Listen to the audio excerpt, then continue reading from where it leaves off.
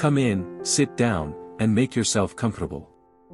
Pour yourself a warm cup of tea, or just lean back and let your shoulders drop for a moment. Today, I want to share a bit of ordinary gossip with you, a small observation about this strange, beautifully chaotic world we are all navigating together. Have you noticed how terribly terrified we have become of simply standing still? The other day, I was sitting quietly, just watching the world go by, and I noticed something fascinating. We have developed a strange, collective habit. We watch our videos at double the speed. We skip the gentle musical introductions of songs just to reach the loud chorus.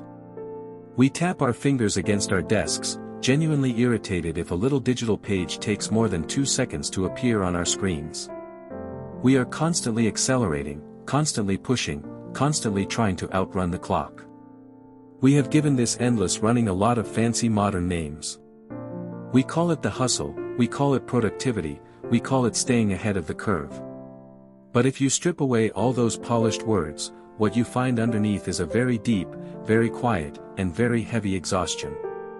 We look at ourselves in the mirror and say, I am burned out. It is a curious word, isn't it? Burnout. It sounds like a fire that has run out of wood, leaving nothing behind but cold, gray ash. We look for the solution in the same place we found the problem. We think, if I can just manage my time better, if I can just download another app, or drink a stronger cup of coffee, I can fix this. We try to cure the sickness of speed by moving even faster. But come, let me tell you a story. It is an old account, passed down through travelers, but it holds a mirror so clear that you might just see your own reflection in it. Many years ago, a wealthy, ambitious explorer from a bustling city set out on a grand expedition into a vast, uncharted wilderness. He had maps to draw, timelines to meet, and a deep desire to conquer the distance before him. To help him carry his heavy crates of equipment and navigate the difficult terrain, he hired a group of local porters from a village at the edge of the wild. These were gentle, quiet people who knew the rhythm of the land.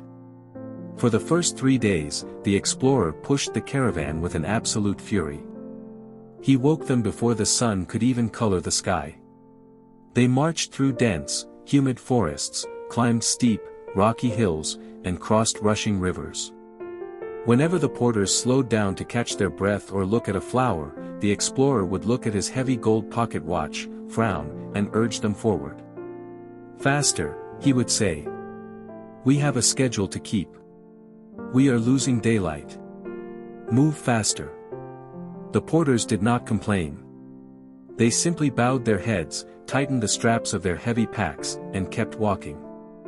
They marched from dawn until the stars filled the sky, covering an incredible amount of distance in just 3 days. The explorer was deeply pleased with himself. He calculated that if they maintained this extreme pace, they would reach the destination days ahead of schedule. But on the morning of the 4th day, a strange thing happened. The explorer woke up, stepped out of his tent into the cool morning air, and laced his boots. He was ready to hit the trail. But when he looked over at the camp, nothing was packed. The heavy wooden crates were still sitting on the grass. The porters were not moving. Instead, they were sitting in a quiet circle under the massive, spreading branches of an old tree. A small, gentle fire was crackling, and a clay pot of tea was steaming beautifully in the morning light. Some of them were watching the mist rise off the valley below. Others were just listening to the wind rustling through the leaves. They looked completely at peace, completely unbothered by the journey ahead. The explorer felt his blood begin to boil. He marched over to the circle, his heavy boots thudding against the earth. He pulled out his pocket watch, shook it in front of the leader of the porters, and demanded to know what was happening. "Why are you sitting here wasting time?" he shouted. "The weather is clear, the path is open, and we have a long way to go. Stand up and start walking." The leader of the porters did not get angry. He did not blink. He looked up at the fiery, impatient explorer with eyes that were incredibly calm, incredibly deep. He took a slow, deliberate sip of his warm tea, smiled softly, and said, "Please, sit down with us. We cannot move today. The explorer stomped his foot. What do you mean you cannot move? Are you tired? Are your feet sore? I am paying you well. The old guide shook his head gently and said, No, my friend. Our bodies are not too tired. But these past 3 days, you have made us travel at a speed that is not natural. We have rushed through the valleys and sprinted over the hills.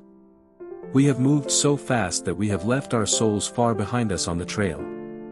And now, we must sit here quietly under this tree, and wait for our souls to catch up with our bodies. Think about that for a moment. Just let that image sit in your mind. A group of wise travelers, sitting under a hand-painted sky, refusing to take another step because their inner selves have been left stranded down the road. My friends, this is exactly what we have done to ourselves in our modern lives.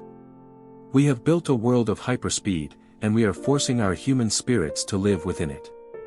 Your body is sitting at a desk, your fingers are typing, and your mind is spinning at the speed of light, consuming 100 different thoughts, notifications, and anxieties every single hour. You are moving across the landscape of your life like a bullet train. But the human soul does not move at the speed of a fiber optic cable. It cannot be accelerated by a faster internet connection or a tighter schedule. The deepest, most beautiful parts of who you are, your capacity for joy, your sense of inner peace, your ability to feel deep gratitude, and your capacity to love, those things move at a much older, much slower pace. They move at the speed of a gentle breath. They move at the speed of presence. When you spend months and years forcing your life to run at maximum velocity, you create a vast, painful distance between where your physical body is and where your soul is. You leave your spirit miles behind you, wandering in the dust of your ambition. And that empty, hollow, aching feeling you get when you finally lie down in bed at night? The feeling that despite doing so much, you still feel entirely empty. That is not just physical tiredness. That is the quiet, sorrowful ache of a person who has outrun their own soul. You do not need a new time management strategy to fix your burnout. You do not need to work harder to earn your rest. What you need to do is exactly what those village guides did under that grand, rustling tree. You have to stop. You have to find the courage to let the world spin without you for a small interval. Letting your soul catch up does not mean you are a failure. It does not mean you are lazy, or that you are giving up on your duties. It simply means you are honoring the design of your spirit. It means understanding that you cannot truly appreciate the warmth of the sun if you are sprinting through the garden. A life of true depth is not measured by how much distance you cover, but by how much of yourself is actually present when you get there. The next time you feel that familiar, sharp anxiety tightening around your chest, that heavy illusion telling you that you are falling behind, that you must run faster, that you are running out of time, I want you to remember the caravan in the wilderness. Step away from the glowing screen. Put down your tasks. Go to the kitchen and pour yourself a warm drink. Sit by a window and just watch the clouds shape and reshape themselves against the sky. Let your mind empty out. Give yourself absolute permission to do nothing, to be entirely unproductive, even if it is only for 10 minutes. Sit still, breathe deeply, and give your inner self a chance to find you again. As we close our conversation for today, I want to leave you with a very simple, very old prayer. It is the only true wealth we can offer one another in this lifetime. May the universe grant you ease on the road ahead. May your heart find the beautiful, quiet stillness it has been searching for, and may you be blessed with the wisdom to create ease for your own spirit. And above all, when you find that peace, may you always have the open heart to share that comfort and ease with every single weary traveler you meet along the way. Take care of yourself, breathe softly, and until we sit down together again, peace be upon you.